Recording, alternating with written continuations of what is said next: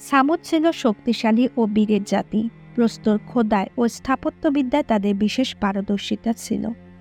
পর্বত খোদাই করে তারা বাসস্থান নির্মাণ করত। এই গোত্রের বসবাস ছিল সৌদি আরবের উত্তর পশ্চিম প্রান্তে হিজন নামক স্থানে। এই জাতি প্রথমে আল্লাহ ও পরকালে বিশ্বাসী ছিল, কিন্তু কালের বিবর্তনে একসময় আল্লাহ ও পরকালকে ভুলে যায়, মূর্তি পূজা শুরু করে এবং শিরকে লিপ্ত হয়। আল্লাহ তাআলা স্বীয় চিরন্তন বিধান অনুযায়ী তাদের হেদায়েতের জন্য হযরত সালেহ আলাইহিস সালামকে নবী হিসেবে প্রেরণ করেন।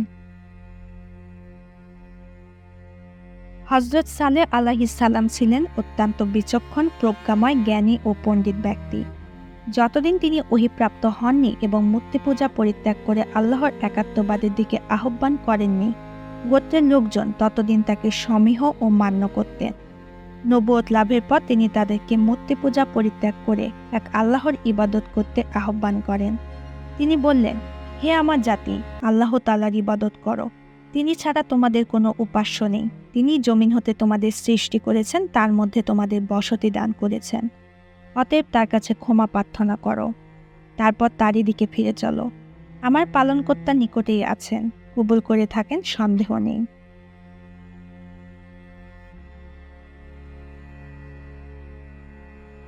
সালেহ আলাইহিস সালাম ছিলেন বিশুদ্ধভাষী এবং উচ্চকণ্ঠের অধিকারী। বড় বড় সমাবেশে তিনি দাওয়াতের কাজ করতেন। যুক্তির নিরেখে দরদী কণ্ঠে আল্লাহ তাআলার বাণীসমূহ শোনাতেন। মূর্তি পূজার কঠিন পরিণতির কথা বলতেন, আখিরাতের কথা শোনাতেন, জান্নাতের নিয়ামত রাজির কথা বলতেন, জাহান্নামের ভীতি প্রদর্শন করতেন। গোত্রের লোকজন যেই মাত্র তার মুখে মূর্তি পূজার অসারতার বাণী শুনল, সঙ্গে সঙ্গে তারা হযরত সালেহ আলাইহিস সালামের প্রজ্ঞা ও পাণ্ডিত্য অস্বীকার করল।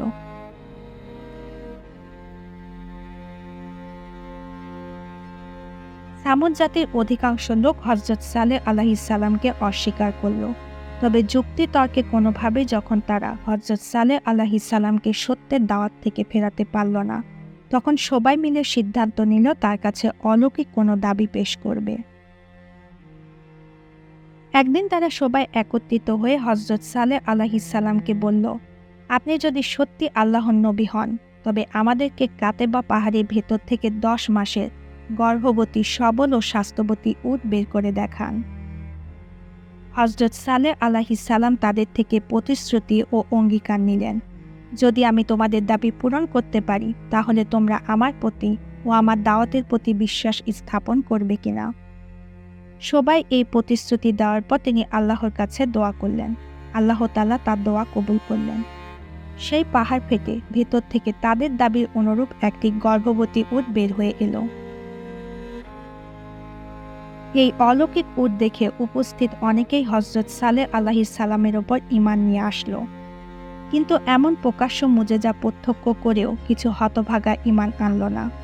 হযরত সালেহ আলাইহিস সালাম তাদেরকে সতর্ক করে বললেন, আল্লাহর এই উটটি তোমাদের জন্য আল্লাহর নিদর্শন। অতএব তাকে আল্লাহর জমিনে বিচরণ করতে দাও এবং তাকে মন্দভাবে স্পর্শ করো না, নতুবা অতি সত্ত্ব তোমাদেরকে আযাব পাকড়াও করবে। গোত্রের কিছু দুষ্টু লোক এই অলৌকিক প্রাণীটিকে হত্যা করে ফেলল। হত্যা করে তারা ক্ষান্ত হল না। হযরত সালেহ আলাইহিস সালামের কাছে এসে বলল, তুমি সত্যিকার রাসূল হলে তোমার প্রতিশ্রুতিতে আযাব আনো দেখি। আমরা তো উটটি হত্যা করেছি। তখন আল্লাহর পক্ষ থেকে তাদের ওপর শাস্তি নেমে আসে। আল্লাহ তাআলা সে অবস্থার বিবরণ দিয়ে বলেন, এরপর তারা উটটি হত্যা করল এবং নিজ প্রতিপালকের আদেশ অমান্য করল। তারা বলল, হে সালেহ, নিয়ে এসো, যা দ্বারা আমাদের ভয় দেখাতে তুমি যদি রাসূল হয়ে থাকো। তারপর তাদেরকে ভূমিকম্প পাকড়াও করল, ফলে সকালবেলা নিজ নিজ গৃহে উপুড় হয়ে পড়ে রইল। অন্য আয়াতে আছে, তাদের ওপর প্রচণ্ড ও বিকট শব্দবোমা নিক্ষিপ্ত হয়েছিল। ছামূদ সম্প্রদায়ের ওপর একই সঙ্গে ভূমিকম্প ও বিকট গর্জন এসেছিল এবং তারা এ দুটি শাস্তিতে মৃত্যুমুখে পতিত হয়।